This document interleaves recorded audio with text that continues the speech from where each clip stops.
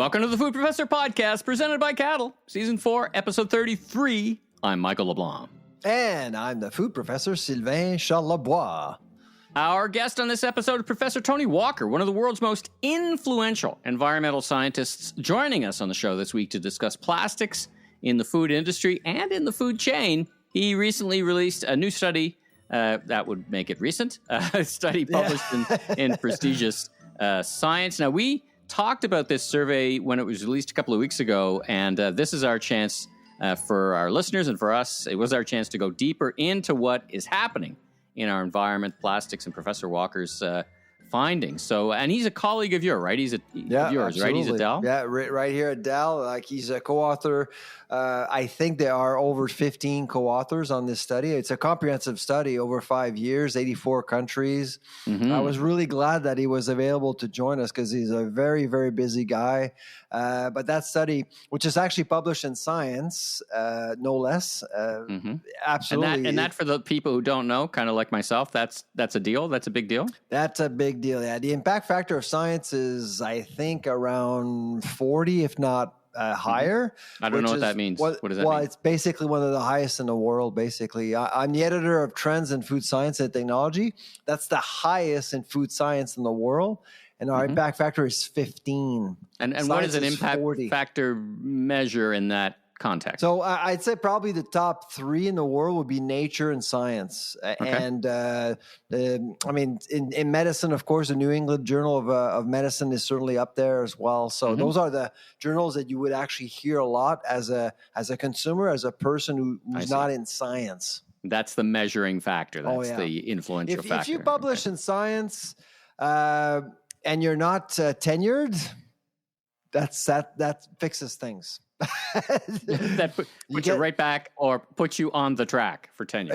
I mean, you only need one publication in 5 years. You get tenured and you get promoted. That's basically how significant a publication in Science is. Yeah.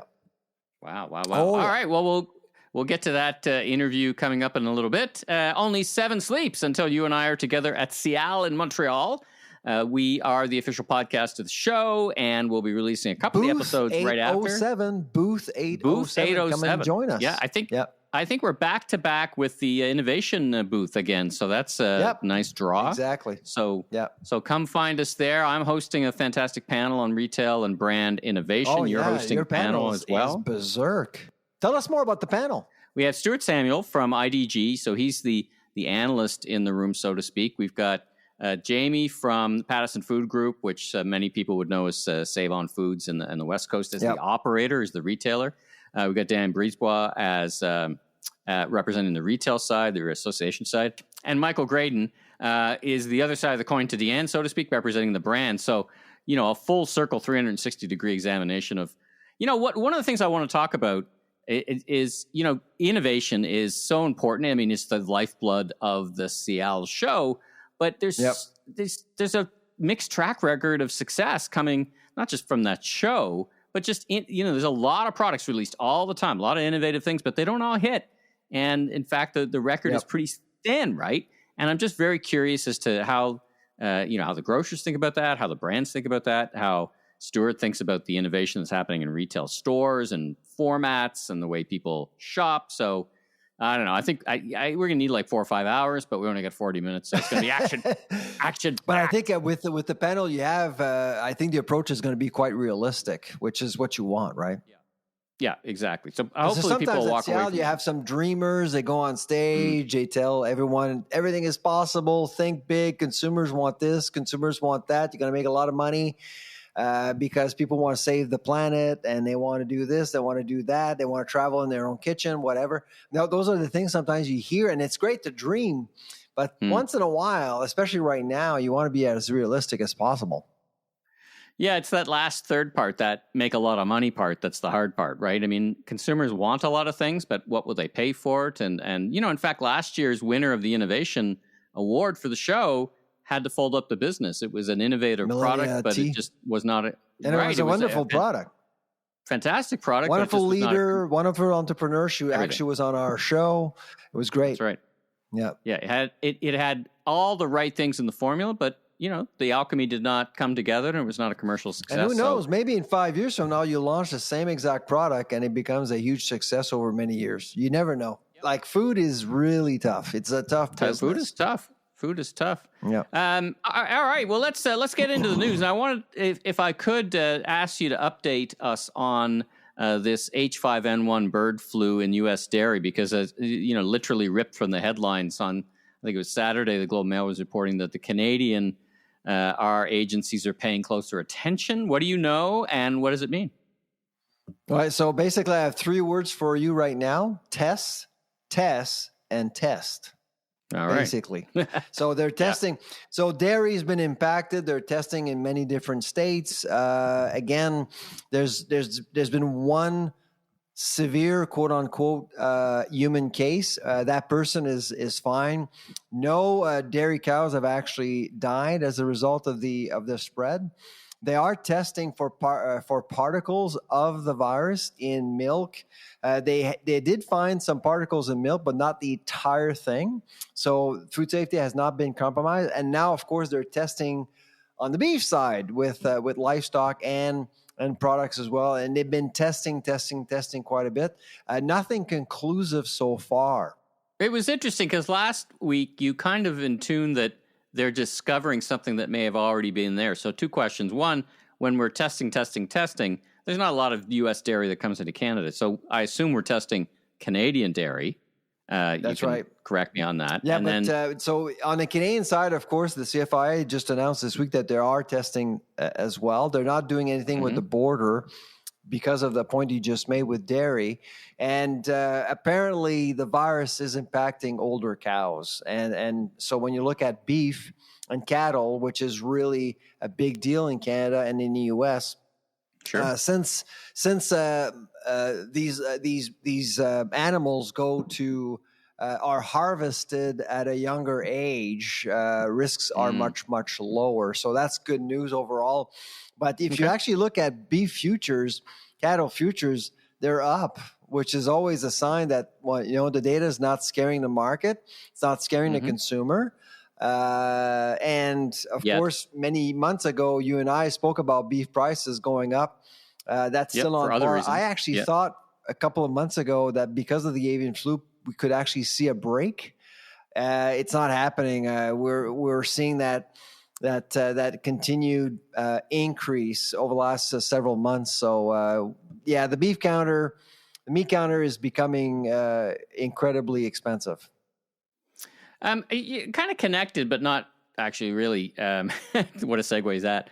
Did you notice that article in the Globe and Mail that was talking about the wild boar problem in Italy? Yes. That wild boars are running rampage. That's actually a problem across all the world. Well, there are some issues in America as well. Yeah. Yeah, lots of issues, but they carry a particular disease that the Italians are super worried that it's going to spread to their. They have such a great bespoke pork product line that they've called the army out to start to just shoot on sight. So what do you? I didn't make know of all that. Yeah, what do you make of all that? They called the military for a full on call, just shoot on sight. I'm sorry, and they're talking about releasing wolves to eat them as well. Like they're not messing around here. So yeah, no. Well, listen, you gotta fight. What's your reaction to this? I mean, it's not a unusual problem. It's in the U.S. There are some similar reports suggesting that farmers are having a hard time with wild boars, but hiring wolves, that's an interesting approach for sure. I don't know how much they charge. I don't know. Toronto brought in the army to clean some snow, so now the Italians are bringing in the army to call the wild boars. I don't know if you actually get wolves to go and kill wild boars in a semi-urban setting. It might not end well. I don't know. Yeah, there could be some what are they called? Collateral damage. Exactly. What happened to Chewy the poodle? Oh, Release those wolves. the Americans. Yeah. Anyway, we jest. I don't know, but it is a problem for sure. And frankly, I don't know about you in Mississauga, but in many parts of the country, we're seeing more wild turkeys roaming around. So, interesting. Interesting. And since COVID, I mean, there's been less traffic. And wild animals have actually spread a little bit more. I think that's what's going on right now. Let's speak. I guess we're kind of in the protein section here because Florida this month became the first U.S. state to ban meat created by cell cultures. Now, we've had guests on the show have talked about this. There's actually, not a lot of progress being made because there's some severe scalability issues. Unlike lab-grown dairy, we had our remilk, which seems to be primed for growth, but the cell culture thing. But anyway, I guess we kind of you and I saw this coming. I mean, states would say, like, it ain't, it's not meat unless it comes off a carcass. Alabama's following suit. Yep. I'm sure many other states. And apparently, you were telling me, even in Canada, they're kind of looking at this closely. I'd imagine there's many lobby groups who are very interested in making sure that this happens. It's a little bit of science fiction right now, but if they get the legislation in now, it kind of, it kills basically kills the industry in the crib, right? Yeah, absolutely. And I do expect some pushback from the Canadian beef industry for sure. Dairy is unclear with remilk because remilk, as it was mentioned on our show, is going to be aiming at the ingredient space, non-retail space. When you actually cultivate meat in a lab, you're going to be selling a product raw to the public, so they kind of need to know where it comes from. So that problem is retailable, and of course, it could be contested as well. My guess. So we heard from Florida. My guess next will be Texas, Alabama. Those southern states are probably going to have some issues with that type of technology. And frankly, I mean, in our surveys, we see it. Like, a lot of people just don't see the potential. They just wouldn't eat, except the younger generations. You can see that millennials and Gen Zs are more interested, more engaged, but the older folks aren't. So I think over time, we may actually see more traction with this technology. But for now, the lobby is well organized, and they're going to be pushing back real hard on both sides of the border, I think. Groupe Bimbo closing the Quebec plant in Lévis. Tell me about it. Yeah, so again, disturbing. I think it's the third or fourth food manufacturing plant closing in Canada the last 6 months. And so this is always a bad sign. And frankly, this is exactly what we saw in December. This is what we're seeing in the market. Food prices are coming down, putting more pressure on retailers, manufacturing, and so costs will absolutely be an issue. And so they're consolidating. I mean, Grupo Bimbo did announce that it was closing the Lévis plant, it did say that they had capacity elsewhere. But as soon as you actually do that, there's just less capacity. I'm very concerned about food manufacturing, to be honest. I know a lot of people out there want lower food prices. They want good deals. That's great, sure, but be careful what you wish for, because that pressure just hits the entire food industry over time. Cial is about creating growth. It's about generating growth. But I think over the next 6 months to a year, it's going to be extremely, extremely tough for the food industry, for retailers, for manufacturers.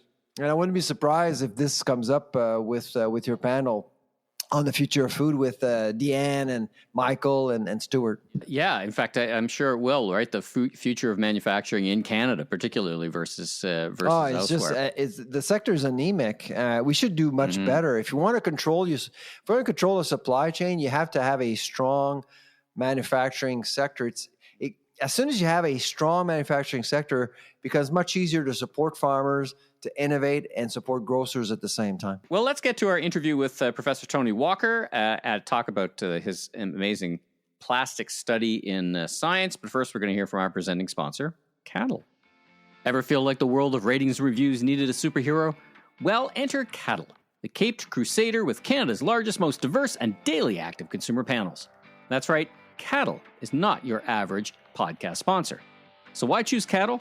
because Cattle excels in consumer insights from your consumer while also blazing trails in the realm of ratings and reviews, pioneering the future landscape of user-generated content.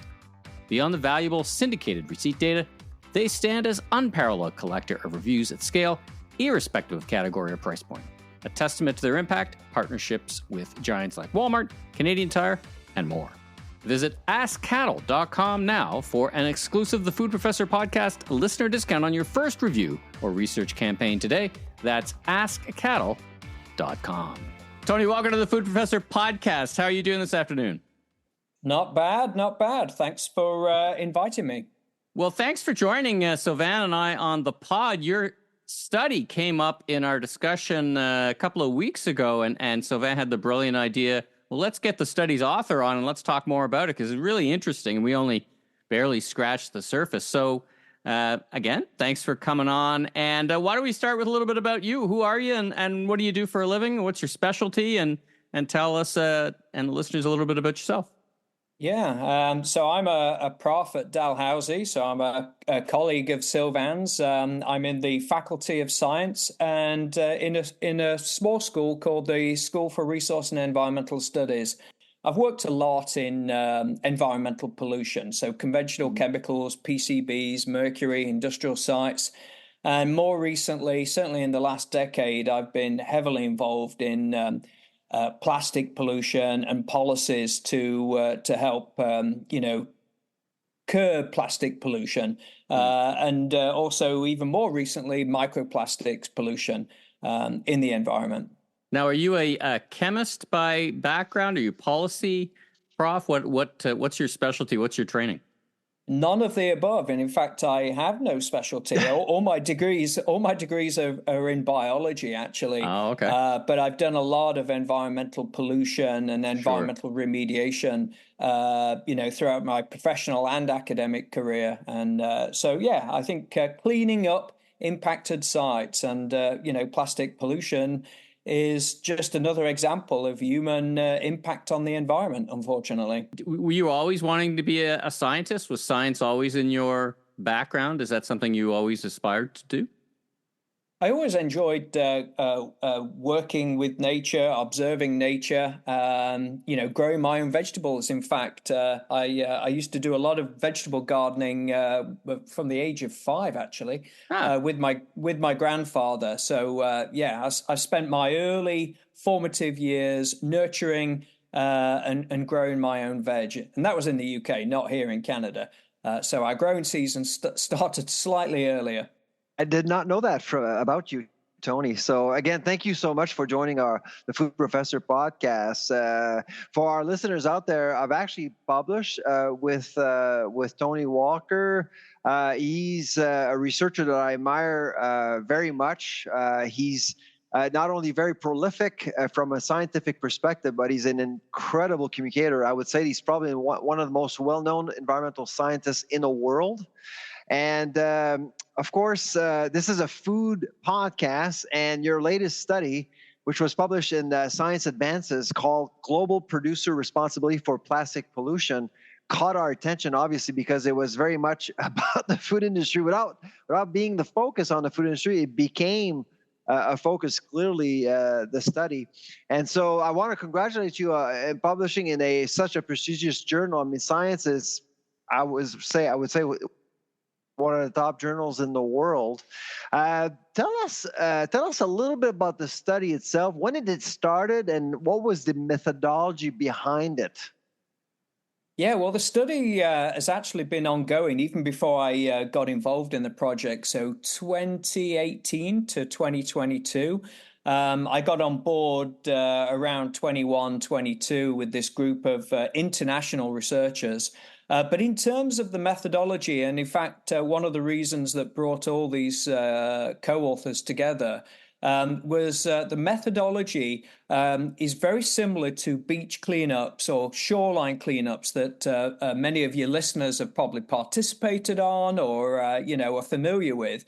But those surveys differ because they tend to characterize the waste or the litter that they find, such as, I'll put this into the bottle category or the straw category or the plastic bag. So rather than categorizing the individual items, a focus of a brand audit differs in that the kind of imagery and the branding information on a piece of litter found in the environment, that is the thing that's logged. And the methodology standard, if you can pick it up and it's 5 millimeters. So you're measuring the source instead of the actual product. That's right. Yeah. So like, and sometimes it's not even the writing that happens to be on a product. Even in, very famous branding symbols can be enough to identify who the manufacturer or original producer was. The fascinating part for us, obviously, when you look at top brands that were measured in your study, I mean, you have Coca-Cola, you have Nestle, you have also PepsiCo, Danone. These are top brands. Were you surprised by these results, Tony? No. So myself and other researchers on the paper, we'd already long suspected, because I mean these branded survey audits are conducted around the world, and we always get like sometimes here for the Great Canadian Shoreline Cleanup we talk about the dirty dozen, so cigarette butts being number one, and then other things like straws and bags and bottles in the top five.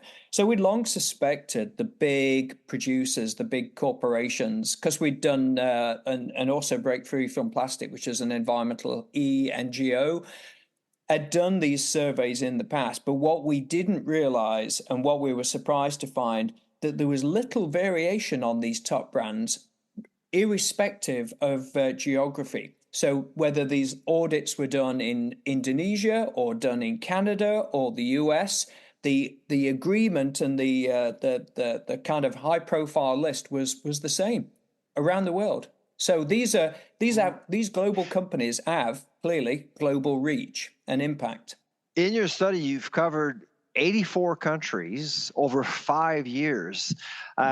For people out there that may question your methodology, what would you say to them? I mean, when you look at the scope of the study, it's quite impressive. What would you say to people who actually would question the validity of your findings? Yeah. Well, the scientific rigor and the data analysis and the subsequent statistics in this study is absolutely rock solid. It's watertight. In fact, the lead author is internationally recognized for big data management and data analysis. Win Kauger is the lead author, and he specializes in making data publicly available, metadata analysis. For any critiques of the study, what I would like to point out how comprehensive this is. Those 84 countries you mentioned represents approximately 6.5 billion people on the planet, which is just over 81% of the global population. Many of the countries had repeat surveys, and several countries had more than 100 surveys over that 5-year period, and all 84 countries had more than one, and many of them had more than 10 litter audit surveys. So it's comprehensive. There were 2 million items documented. 1 million items were branded, and approximately 1 million items were unbranded. There's no information at all, which kind of is also an important finding, because it's a missing link and would suggest that there has to be mandatory branding information on packaging to hold producers accountable. What kind of reaction have you gotten since the release of the study on April 24th? Well, it was massive. We were under embargo for quite some time, and so you've done this before with many of your studies. So making sure that trusted media have their briefing notes and some pre-launch interviews, perhaps. But as soon as this went live, the timing was also important because it was right in the middle of the Intergovernmental Negotiating Committee meeting, the fourth meeting of the Plastics Treaty here in Ottawa.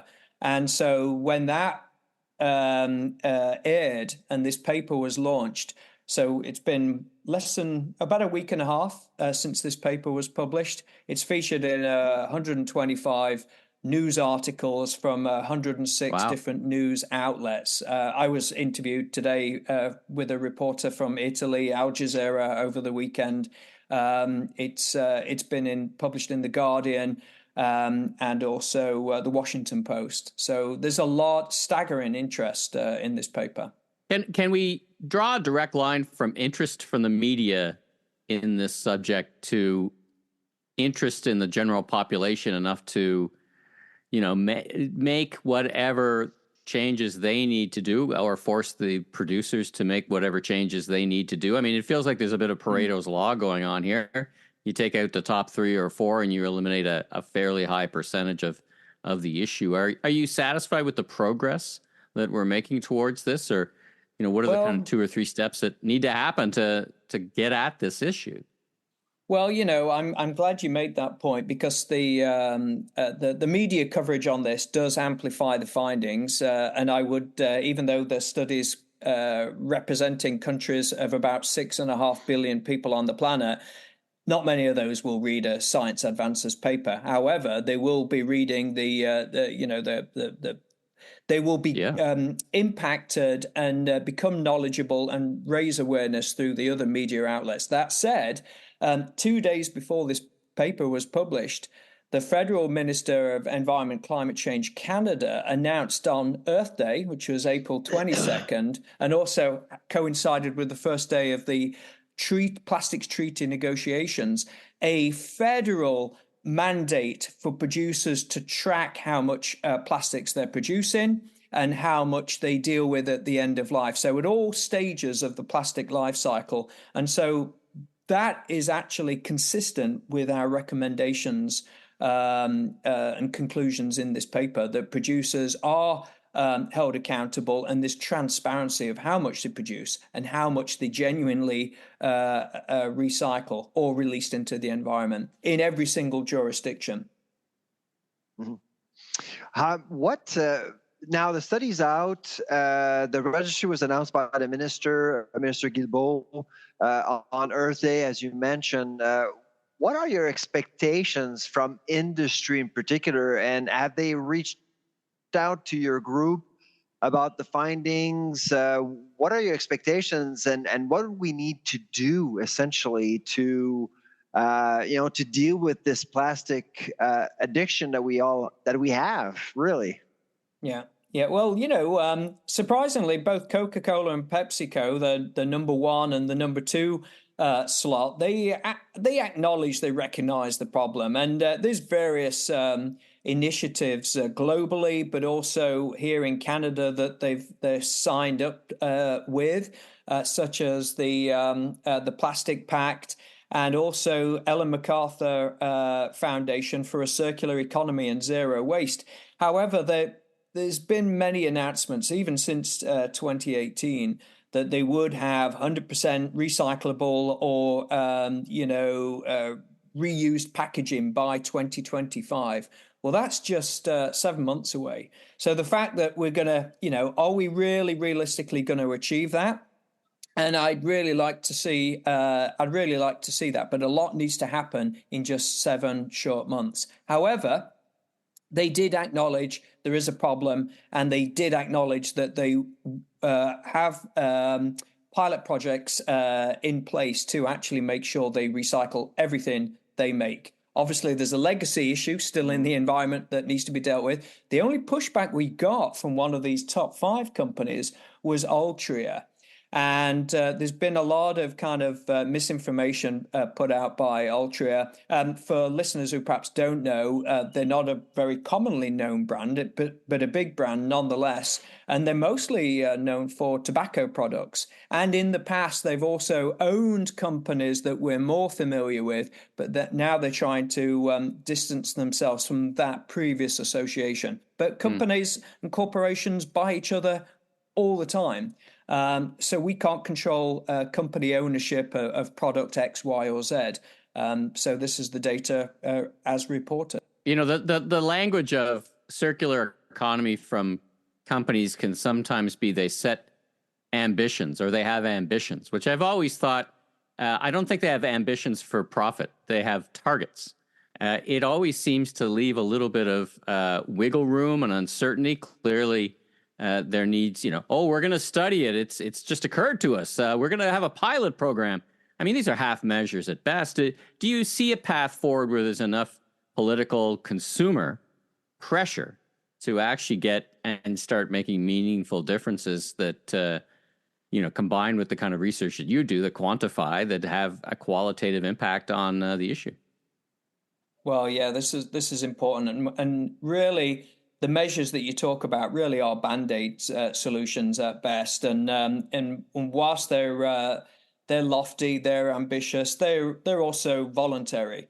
So until things are regulated or mandated by government or hopefully the international community with a legally binding agreement at national and international levels, I think that's the only time we're really going to see any meaningful progress.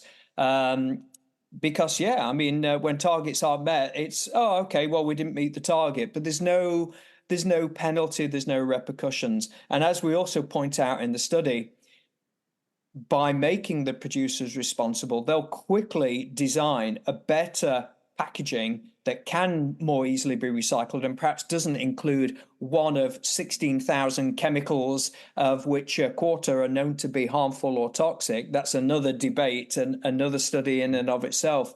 But what's important is also limits on how much we produce in the first place, because we always have to get to this problem at source, not at the end of life, like a downstream measures. We also need to address upstream plastic production and plastic packaging. My last question before I actually throw it back to Michael to close things off. So what are the next steps for your group with this study? Now, this study is just amazing. Have you started to talk about the next study as a group? Wow, that's funny you should say that. I was chatting with the Italian media this afternoon, and they asked the very same thing. So, many of these co-authors, half the co-authors on this list, there's 16, 17 of us, they were all attending the INC meeting. So I think people are just either arriving home after being away for probably 2 weeks and nine days on the ground here in Canada. And so what we need to do is, have a debrief of both the media attention on this, the international community attention, and then, and by the way, these Break Free from Plastic, the ENGO that I mentioned, they do coordinate these global audit programs, and I've been part of them before, and here in Canada and on Sable Island, doing more regional studies, as it were. But I think there's more meaningful. There's justification now to do this again, and do it because then we can track if Coca-Cola's advocating and insisting that they're going to recycle every bottle that they make, they're going to recycle, or have another reuse for it. Well, that's great, and the only way you can check that effectiveness or that change in policy or government policy is to continue to monitor and tweak those changes. So, yeah, in short, or in summary, we're definitely going to do this again. Well, it's an impressive accomplishment. Congratulations on getting published and doing the kind of the hard work that it takes to move this, as the government types would say, this file forward, as consumer would say, save our lives and save our children's lives. So listen, Tony, thanks so much for joining us on the Food Professor podcast. It was a real treat to touch base with you. Now, we'll put a link to the study in the show notes. Is there anywhere else people should go on an ongoing basis to follow the work you're doing? Well, they can follow me on X, formerly Twitter, or LinkedIn. And I don't know, but I follow Sylvain and vice versa. So we'll tag each other on various news outputs. Yeah. All right. Well, perfect. Fantastic. Thank you so much, Tony, for joining us today. Thank you for the invite. It was a pleasure. So, speaking of plastics, ripped from the headlines, that's twice I've said this in the episode, Calgary, plastic bylaw is canceled. Clearly, they're not subscribing to the Science magazine. Bylaw, as it was written, required businesses to charge 15 cents for paper bags, $1 for reusable bags, single-use utensils, cutlery, napkin, condiments would only be provided if requested. So this has all been canceled. Alberta. Well, you're dealing with an unpopular city council. Yeah. That's one thing that it's not coming up in the headlines. But so the mayor is looking for some support, and it was an unpopular measure in Calgary. So I think there's a lot of that going on right now. I wouldn't read into the decision all that much. I mean, at the end of the day, I mean, some of the issues with bags, and I mean, the reason why we are talking so much about plastic is that bags and utensils and straws are so visible. It's such a visible problem. Like in the spring right now, you'll see, bags in trees, and you'll see bags on beaches. I mean, we walk on beaches here in Nova Scotia. We always see plastic stuff.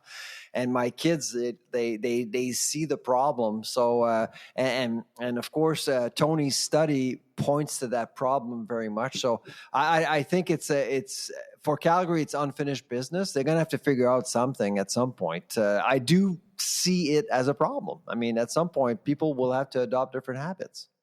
Let's talk about, we talked about McDonald's last week on a bit of a rare miss. Now, Starbucks also just posted a miss. Yeah. And it was interesting. I was reading Howard Schultz, the founder of Starbucks. He's bounced back. He's left and come back a couple of times as CEO. He weighed in, of course, because he can't help himself. Yeah, he's part of the organization. Starbucks ghost of Christmas past. Well, what was interesting, and this mirrors my experience. I mean, he basically made the point that Starbucks will thrive again. They've got to turn around the China business, which I think is questionable. Whether that can happen or not. Chinese, as you know, if we just talk not politics, but even demographics, the demographics are collapsing in China. Now, they still have 1 billion people, but there's some forecast that has them closer to 500 million by 2080. Like, we can't underestimate that. And of course, that's going to change demand. But, my experience is that, they did such a breakthrough idea with this kind of order from your app and pick up a coffee at a table. And the problem, it seems, they got to get back to kind of knowing what the customer wants, because that process I think it's got to be redone, because now you got a line to pick up your coffee you ordered from your app. And the whole thing was initially wonderful. You avoid waiting. And in some cases, and I've been to a couple of wonderful Starbucks stores, but the more things, and you would know this well, I wanted your comments on, the more things you add to the menu, the more complexity, the harder it is for the baristas to make it. The more time it takes. And then, you've got kids on these TikTok things looking, I want these 50 different ingredients. Can you make this for me? And everybody, you could just see everybody in the whole place just, oh my God, I got to get to a meeting. What do you think of, I guess, they're also facing increased coffee costs, right? The coffee bean costs very high. What's your assessment of the Starbucks business and the coffee business in general? Is there room for other competitors? Is Starbucks big day past, or is they can reclaim again that innovation and that leadership? Well, I think so. But I mean, your China point is well taken. I actually agree with you. It's unclear exactly how Starbucks will be helped by China, given the macroeconomics that are becoming weaker and weaker by the day almost.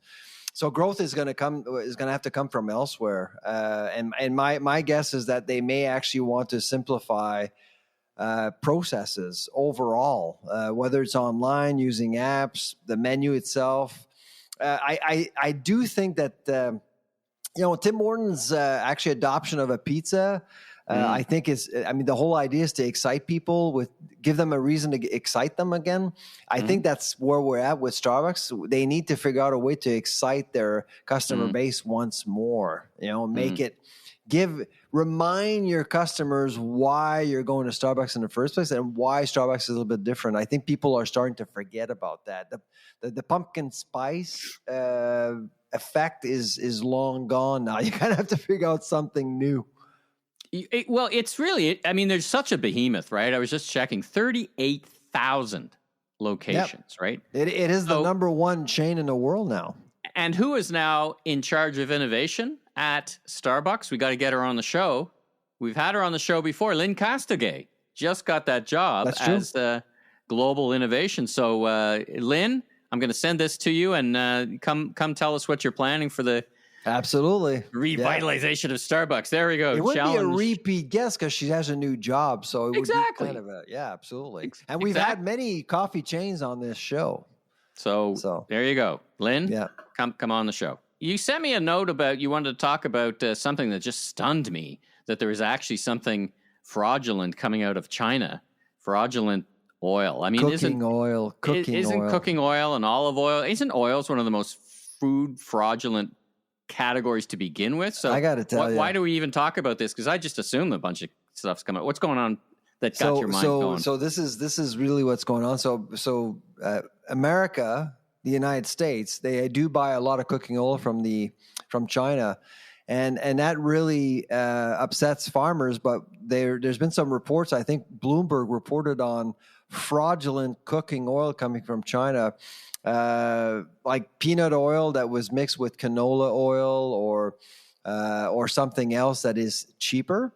That's fraud. And so they're starting to discover that. So not only that it shows that China is just looking for ways to cut corners, but some of these commodities are either coming from Brazil or United States.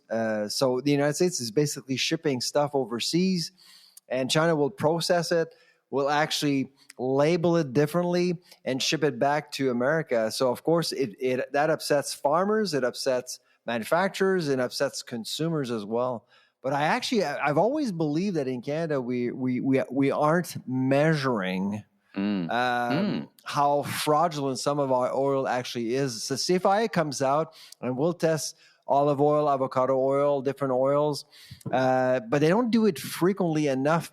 And in light of what has happened with COVID the last few years, and because of what's going on right now with things tightening up right now across the supply chain around the world, like food inflation is almost at zero now globally in the industrialized world.